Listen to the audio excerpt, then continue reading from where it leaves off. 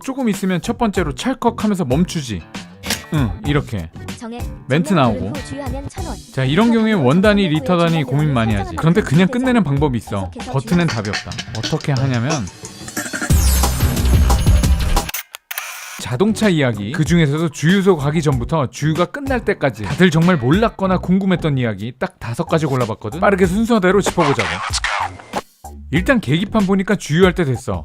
혹은 주유동이 들어왔어. 그런데 지금 너무 뜨거운 대낮이야. 주유하는 타이밍이 따로 있다고 들어봤어? 대낮에는 피해서 저녁에 넣어야 더 많이 들어간다던데? 맞아. 특히 뜨거운 여름에 이 말들이 정말 많이 도는데 결론부터 얘기하면 거의 의미 없어. 액체의 팽창계수라고 들어봤어? 동일한 압력일 때 온도에 따른 부피 변화를 이야기하는데, 이 온도에 따른 변화가 확실하게 보이는 알코올, 수은 같은 경우에는 우리가 많이 쓰는 온도계에 쓰이는 거지. 온도가 올라가면 부피가 팽창하고 우리 눈에는 온도가 상승하는 걸로 보여주니까. 알았어. 주유소들의 주유기는 대부분 부피 무게로 연료를 주입하는 시스템이거든? 그럼 궁금해지지, 얼마나 차이가 나는지. 휘발유는 섭씨 1도 높아지면 0.11%, 경유는 0.09% 팽창해. 그럼 하루 일교차가 제법 심한 봄, 가을에 대략 한 10도 정도 난다고 가정하고, 가장 추울 때 50리터를 넣었다면 가장 더울 때 넣었을 때보다 부피로는 0.55리터를 더 넣게 되는 거지. 아니, 그 정도면 충분한 차이 아니야? 요즘 기름값도 비싼데? 그런데 이게 상온일 때는 그럴 수 있지. 주유소의 주유 탱크는 지하에 있잖아. 아무리 더운 여름날에도 지하 탱크의 온도는 15도밖에 되지는 않는다고. 그리고 아무리 추워도 보통 그 차이가 약 1.5도밖에 차이가 안 난대. 무려 1년이야. 1년 동안 가장 더운 날과 가장 추운 날의 차이가 1.5도야. 자, 그럼 이 두 날의 손익 차이를 다시 한번 계산해보면 0.07리터야. 1,800원 기준 약 126원 정도라고. 1년 새 가장 차이가 많이 나도 저 정도인데 하루 중에 차이는 얼마나 될까? 설명 안 해도 되지. 차라리 주유하는 타이밍으로 이득 볼 수 있는 건 따로 있어. 바로 연료 게이지야. 정말 차를 아낀다면, 혹은 본인이 차량 관리를 잘 못한다 싶으면 주유 경고등 들어오고 주유하지 말고 그 전에 한 3분의 1쯤 있을 때 충분히 주유하는 걸 추천해. 왜 그런진 조금 이따가 설명해줄게. 저번에 주유 경고등 들어오고 주유소 갔잖아. 나는 내 차를 아낀다고 하진 않았어. 여튼 주유하기로 결정하고 주유하러 가자고. 요즘은 대부분 셀프 주유소잖아. 이런 거 혹시 본 적 있어? 아니, 저거 진짜야? 500만 원이라고? 결론만 얘기하면 맞긴 한데, 과태료는 시동을 끄지 않은 운전자가 아니라 영업장 영업주가 낸다고. 일단 주유 중 엔진 정지는 위험물 안전관리법 시행규칙 제49조에 별표로 있는데, 자동차 등의 인화점 40도씨 미만의 위험물을 주유할 때는 자동차 등의 원동기를 정지시킬 것, 그리고 이걸 위반하면 위험물 안전관리법 제39조에 따라 500만 원 이하의 과태료 처분을 받을 수 있어. 엄밀히 말하면 법 위반이지. 진짜 위험하긴 해? 주유소 근처에서 담배 피우면 안 되는 거 당연히 알지. 이 영상은 주유구가 잘 안 보인다고 라이터를 켠 사례야.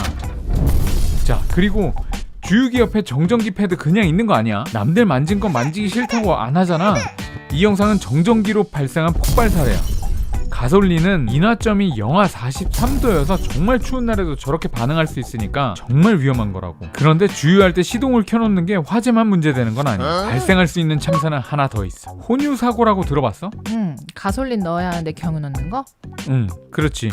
사실 주유구 끝에 달린 관 있잖아. 그걸 스파우트라고 하는데, 이 관의 직경이 서로 사마띠 아니해서 가솔린차에 디젤관을 넣기는 좀 힘들어. 억지로 보통 디젤관이 가솔린차 주유구보다 커.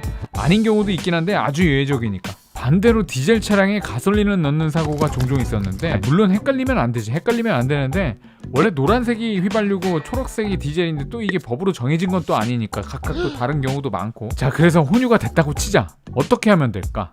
글쎄, 정비소를 가야 하나? 일단 차를 견인해서 연료통만 세척하면 그만이야.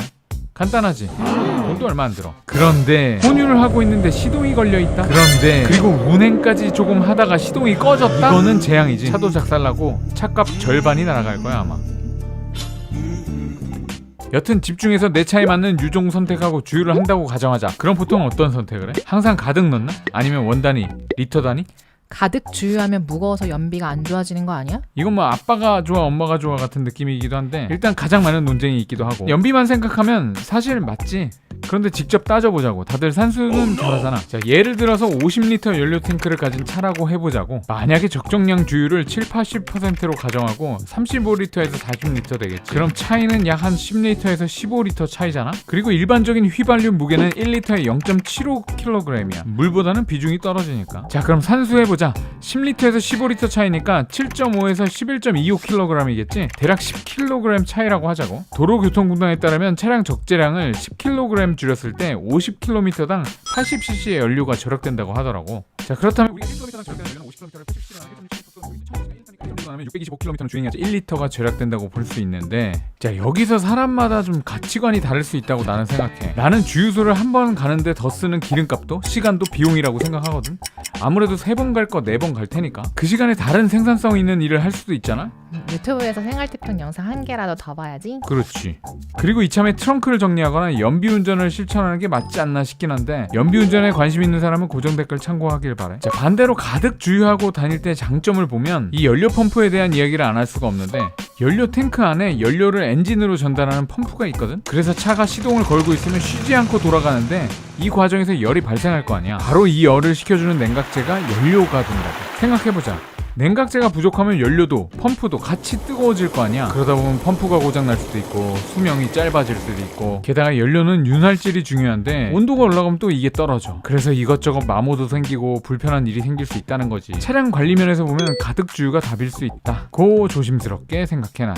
특히 경유차들은 겨울에 연료 탱크에 결로가 생겨서 만들어지는 수분이 유입되는 걸 방지할 수 있어서 도움이 될 거야. 휘발유는 그나마 조금 나은데 경유는 수분이랑 연료랑 섞이면 불순물이 만들어진다고. 또 이게 연료 필터 고장내니까 참고하고. 여튼 가득 주유를 선택한 건 여러모로 잘 생각한 거야. 자, 가득 주유를 선택하고 조금 있으면 첫 번째로 찰컥 하면서 멈추지. 이렇게 멘트 나오고. 자, 이런 경우에 원 단위, 리터 단위 고민 많이 하지. 그런데 그냥 끝내는 방법이 있어. 버튼엔 답이 없다. 어떻게 하냐면 그냥 걸어. 걸면 주유가 끝나고 영수증 나와. 진짜? 나 매번 원 단위로 했는데? 믿어. 좀 믿으라고. 영상으로 확인하자.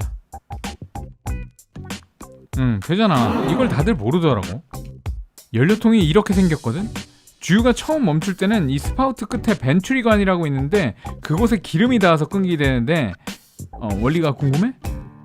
이 벤츄리관을 통해서 주유를 하면서 연료통 안에 공기를 같이 빨아들이고 다시 주유구에서 기름과 함께 나오고, 요거를 반복을 하는데 계속 주유를 하게 되면 벤츄리관에 기름이 맞닿게 될 거 아니야? 그때 기름을 같이 빨아올리게 되고, 또 그러면 주유관 안에 압력이 더해지면서 스프링을 펴주는 거지. 스프링이 펴지면 주유관에 레버가 내려갈 거고 기름이 더 이상 주유관을 통과하지 못하게 되는 거야. 이때 레버가 저절로 내려가면서 탈칵 소리를 나게 되는 거지. 자, 구조를 보면 이미 급유관 안까지 기름이 차 있다는 거니까 공간도 별로 없고 굳이 주유소에서 몇백원 몇천원 더 쓰는 건 의미 없지. 그리고 특정 차종들은 정말 기름이 넘치기도 한다니까 굳이 안 하는 게 좋겠지. 원 단위면 결제 금액이 깔끔해져서 좋고, 리터 단위로 하면 주유 할인 카드 쓸 때 딱 떨어지잖아. 원 단위 결제로 깔끔해지는 결제 금액은 인터넷 쇼핑하면서도 지켜져? 어차피 뭐 할인받고 포인트 쓰고 하다 보면 지저분해지는데 차라리 잔돈 저금하는 그런 적금 하나 들어두는 거 어때? 그리고 리터 단위로 하면 주유 할인 받기 좋다고? 그럼 전국에 있는 주유소의 리터당 금액을 카드사가 어떻게 인지하겠어? 서울시만 해도 주유소별 가격 차이가 천차만별이야. 셀프 주유소하고 아닌 곳하고도 차이가 엄청나고. 자, 강남구 가격을 한번 볼까? 어때? 구로구는 이 많은 금액 차이를 카드사는 확인하지 않아. 리터당 할인을 정량으로 예를 들어서 리터당 100원 할인이면 그래서 카드사들은 한국석유공사의 오피넷이라고 하는 곳이 있는데 각 정유사들이 고시한 가격을 가지고 할인 금액을 결정해. 롯데카드를 예를 들어볼까? 자, 그러니까 리터 단위로 하나 원 단위로 하나 큰 의미는 없다고. 카드사는 내가 결제한 금액만 궁금해할 거야. 그러니까 굳이 저거 선택할 필요도 없고 그냥 걸자고. 그냥 걸고 마무리하면 참 좋을 텐데 뭔가 아쉽지. 영상부터 볼까? 솔직히 이런 생각 해봤지? 주유하고 멈출 때 문득 이런 생각 들었잖아. 결론부터 말하자면 저거 완전 뻘짓이야. 자, 왜냐하면 쉽게 말해서 주유건 안에 온오프 밸브가 있는데 주유건 손잡이를 당겼을 때 기름이 나오게 돼 있어. 그러면 주유가 끝나면 자동으로 닫히게 돼 있고, 결론은 주유 호스를 아무리 올려들어도 기름이 흐르지 못한다는 거야. 그래? 그럼 주유 호스에 차 있는 기름은 내가 결제한 거 아니야? 계속 기름은 호스를 가득 채워져 있어. 내가 주유하기 전에도 항상 채워져 있는 게 맞고, 내가 구매한 유량 측정은 주유건에서 나간 만큼이니까 걱정하지 마라. 그리고 몇 방울이 아쉽다면 잘 털어서 가는 것까지가 유일한 방법인데 또 아까워하지 말자. 또 남자가 아마 영상 제작자의 의도는 정보보다는 뭐 어그로 같긴 한데 주유할 때 개그 욕심 발동하는 거 하면 뭐 말리진 않겠어.